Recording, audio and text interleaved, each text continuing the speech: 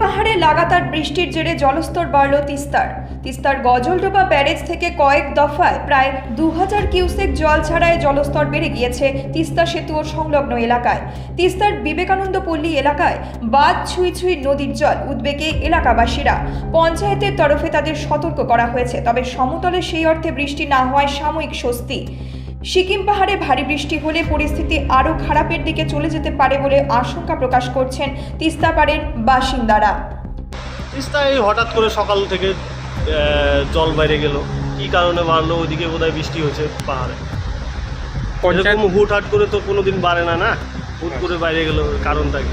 হ্যাঁ, red alert জারি হয়েছে, পঞ্চায়েত প্রধান আসছিল, ওনারা আইসে বলে গেল, সতর্কতা করে গেল, বলে গেল যে জলে নামবেন না, বললো যে নদীর পাড়ে যারা আছে তাদেরকে সরানোর ব্যবস্থা করতেছে।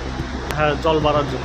এটা সকালে 9টার থেকে যে জল বাড়তে পারে, আপনারা সরে যান এখান থেকে। ভরা তিস্তা তো শুকনো তিস্তা ছিল, এখন ভরে গেছে পুরো, একদম ভয়াবহ অবস্থা। তিস্তায় জল বেড়েছে, এটা স্বাভাবিক জিনিস, এটা এখনও রেঞ্জের মধ্যেই আছে।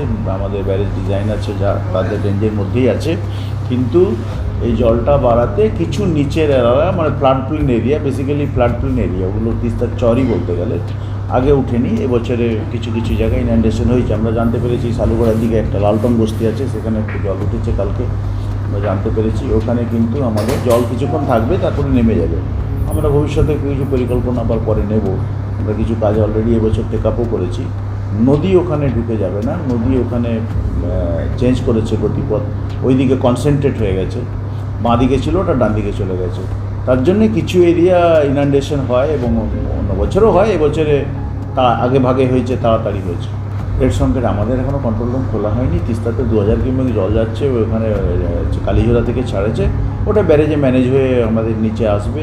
কিছু কিছু জায়গায় আমাদের কাজ টেক আপ করা হয়েছে, ইলেকশনের জন্য একটু কাজগুলো সমস্ত কমপ্লিট করা যায়নি। এখন আমরা মে মাসের মধ্যে শেষই হয়ে গেল, আর 2-4 দিনে 1 সপ্তাহ লাগবে, এর মধ্যে কমপ্লিট হয়ে যাবে।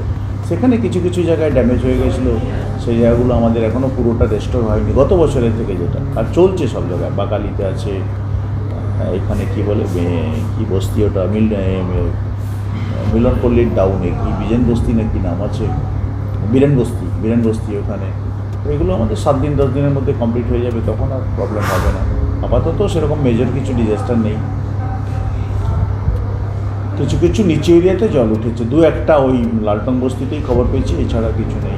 আর কিছু এরিয়া আমাদের ব্যান্ড প্রোটেকশন থাকে। এখানে একটা জিনিস ডিস্টিংগুইশ করতে হবে, ক্লিয়ারলি বুঝতে লাগবে।